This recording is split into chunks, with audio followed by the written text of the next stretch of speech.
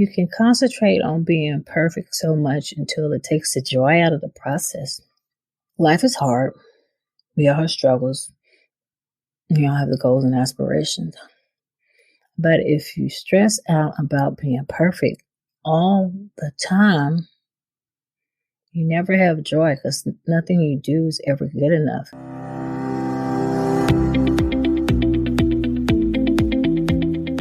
Welcome to Running is Cheaper Than Therapy podcast. I am your host, Dr. Weta L. Brown. I inspire and promote movement. I explain how running adds to life from a mental wholeness aspect, how obstacles can be overcome in life to make it to your finish line. Welcome to Running is Cheaper Than Therapy, episode 54. Today, I want to talk about perfectionism, the danger of perfectionism. We all want to be great, whether it be in a relationship, whether it be professionally, whether it be in a sports endeavor. We all want to succeed. We all want to be great. But there can be danger in wanting to be perfect. No one is perfect. No one on this earth has ever been perfect except Jesus. When I was growing up, I grew up in a small town in Mississippi, Brookhaven, Mississippi. That's about an hour from Jackson, for those of you who have never heard of it, between Macomb and Jackson, about 2 hours from New Orleans. My mother was the epitome of excellence. She had been her whole life. So she always instilled in me the quality to be great, whatever I did in life. So I always aimed for perfection as a child. My mother, even before I existed, was a band director. She was a high school band director, and her band was amazing. She played with college bands such as Southern, Grambling, was even on TV. She instilled in her students excellence. They worked to make those formations perfect. They worked to make the sound superb. My mother always used to tell me and my brother stories about when she was in school, when she was a band director, and I heard stories from some of her students. My town is small and everyone knows each other. So my mother used to tell us all these stories, and as a lot of children, they think it's just stories and they don't believe that their parents were great in their younger years. Before my mother passed away, her students gave her this big program. They gave her flowers while she still was alive. I heard all these stories and I thought, she wasn't just telling us stories. She was great. So I really understood how great she was. They even named the band hall after her. It's a junior high now, Alexandria Junior High School. Band hall is named after my mother, Mae Robinson Brown. They also have a case with pictures and different accolades. So she always was great, and she instilled that in her students. And after she finished her band directing or music career, her formal career, she became a counselor, but she also taught piano at her home. And I remember hearing her fuss at her students, trying to make sure that they were playing correctly. Many of her students went on to play at churches, to major in music, to actually teach music. Even some of her students, non-related to music, one of her former students from a community college she worked at called Colin actually went and played for the NFL, and they kept in touch over the years. So all of her students that I know became great in different aspects in life. So as I was a child growing up in Brookhaven, Mississippi, we moved there when I was 8. I always wanted to make all A's. I always wanted to make 100 on every test I took, which was a little unreasonable. It got to the point where it caused a lot of stress. I did well in school, but I was stressed. I had an ulcer, I believe, in the 8th or 9th grade due to stress, because I don't think it's normal for a child to have a peptic ulcer in junior high school. Again, I did well. I graduated salutatorian from my high school. I decided to go to Florida A&M University and major in physical therapy. Physical therapy is very competitive, but I felt that my high school education was great.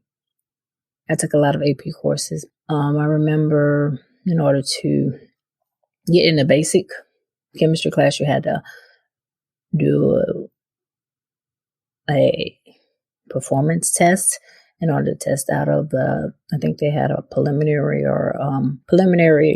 chemistry class before the primary course if you didn't test, because I guess the course was very hard and some students had problems in it. So they had a preliminary course.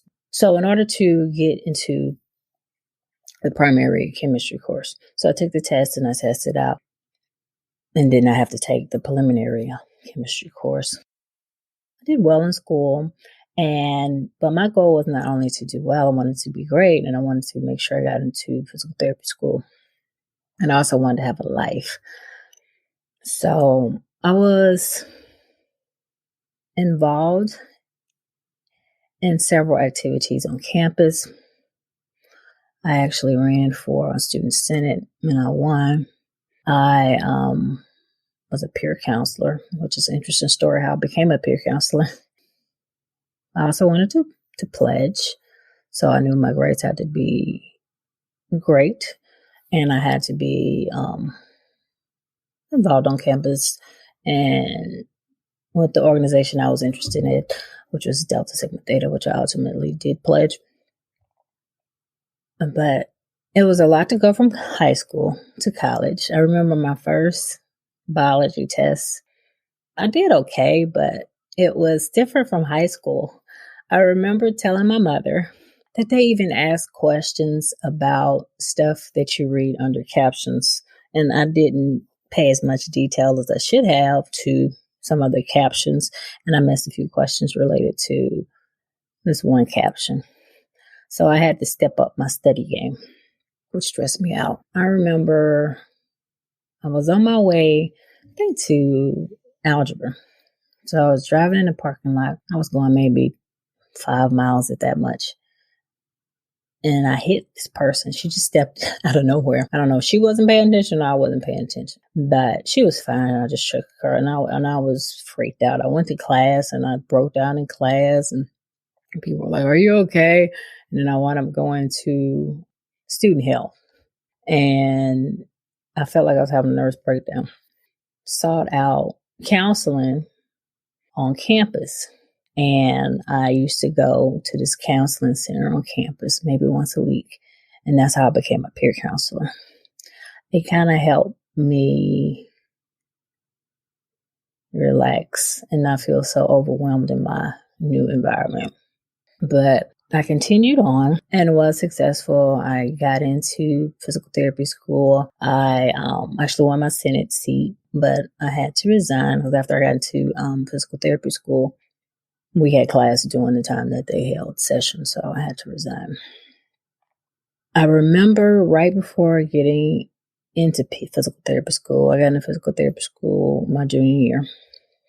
One of the instructors gave us this long lecture about how we need to be focused, which I always was, and how we wouldn't have a life, to call our friends, to call our family, basically to say goodbye. And I went back to my place and cried because my goal in college was to be well-rounded, to do well in school, about to have a life. And I figured like my college life, my life would be over. So that stressed me out. So I got into physical therapy school and it was really intense, but I did have a life. It was my junior year and that's the year I pledged to. So I had additional stress on top of that. I remember struggling to keep my grades up, struggling to stay awake in class, particularly when I was online. The semester after I pledged was the hardest because I was trying to juggle my physical therapy classes, juggle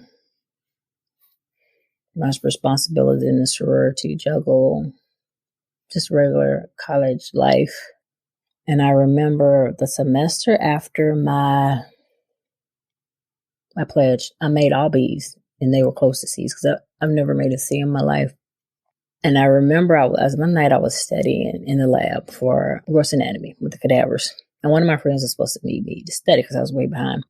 But something came up and she couldn't meet me. So I was in the lab by myself, I think, with 8 dead bodies. And someone they had a radio in the lab, left it on real low, and I kept hearing these noises. And I'm like, okay, is a dead body going to basically, is it possessed? Is it going to, they come out and get me? Then I finally realized it was the radio and calmed down because I was really freaking out for a minute. I'm like, what's this noise in this cadaver lab? And I also remember taking my practical examination, and one of my instructors, Dr. Bell, may rest in peace, he looked at me and he said, "You look awful. Do you want to take your practical later?" I was like, "No, please no. I want to get this over with." I think that was like one of my last exams. I'm like, "No, please." And then I stepped that year as well. And stepping was hard for me because I overthink everything. And just dancing is usually natural for people, that step or have 1, 2, 3. I analyze everything. So it was really hard for me to get the steps, but I did it. And I think I was okay in the step show. I didn't mess us up. And you can tell that I was off, or I wasn't, but I didn't look different than anyone else when I step show.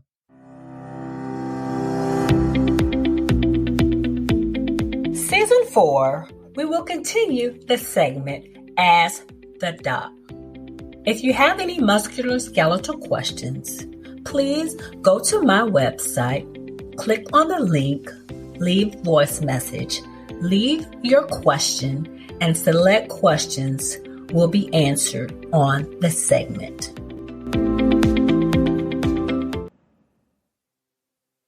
So after college, I worked as a physical therapist, and then I decided to go to medical school. And that stress was really overwhelming because I wanted to be an orthopedic surgeon.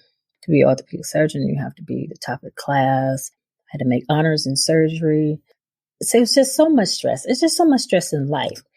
And I talk about the danger of perfectionism because as a surgeon, I remember in many cases, my attending always used to say, the enemy of good is better. You can concentrate on being perfect so much until it takes the joy out of the process. Life is hard. We all have struggles. We all have the goals and aspirations. But if you stress out about being perfect all the time, you never have joy because nothing you do is ever good enough. You never celebrate the achievements. You always concentrate on what's not good, on what's not perfect. So it's a never-ending battle. I found myself in these situations in life, and it caused me to the point again when I almost had a nervous breakdown.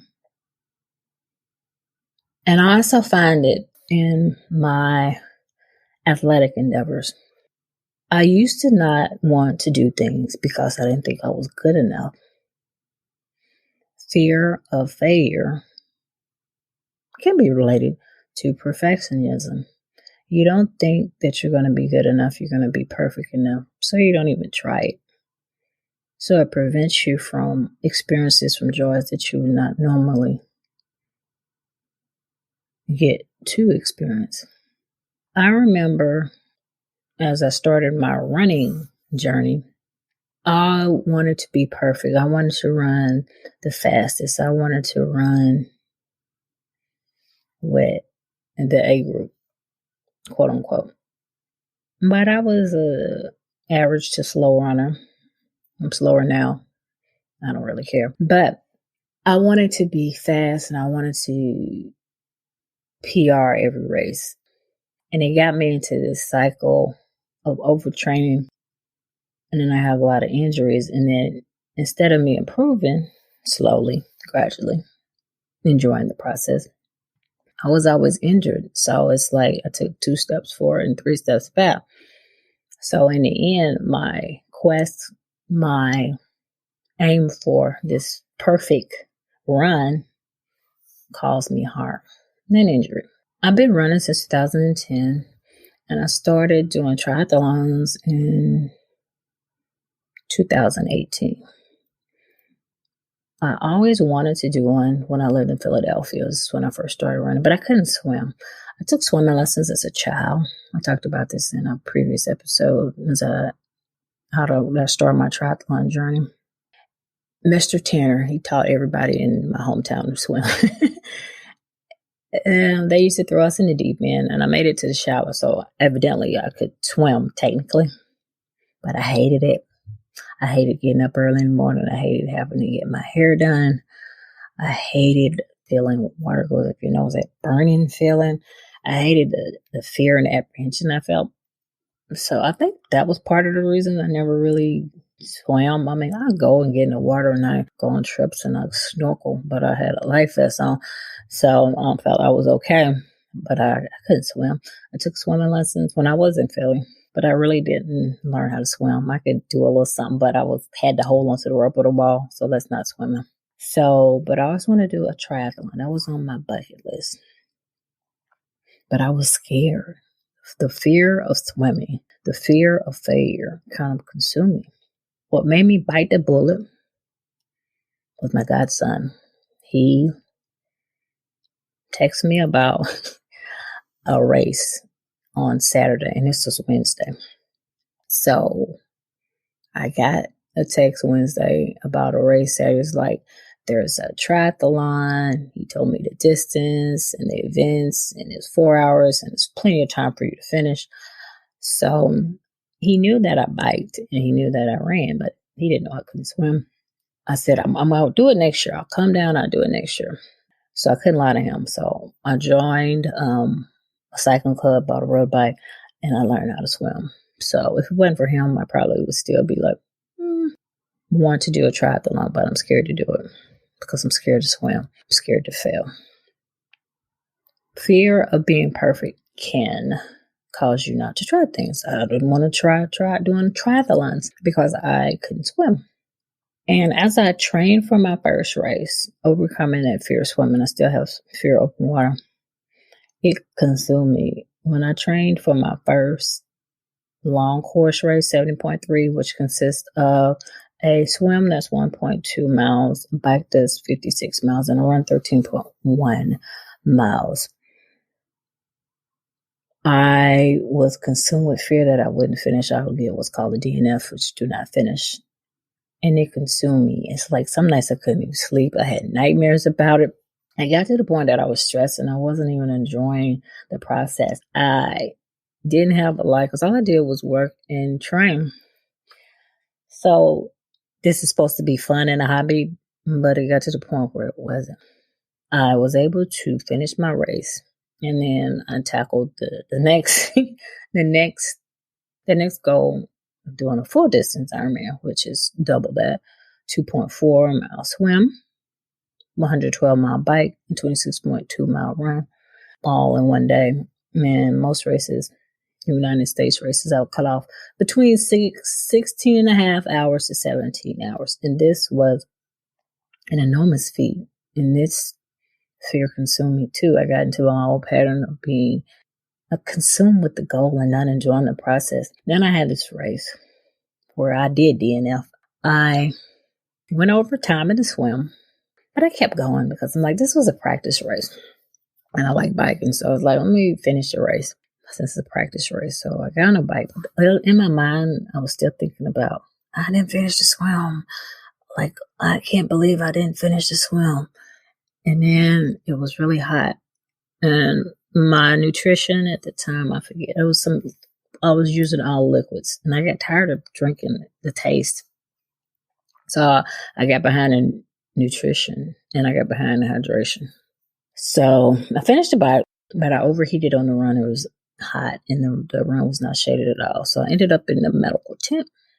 The worst race I ever had. In that failure, I learned a lot.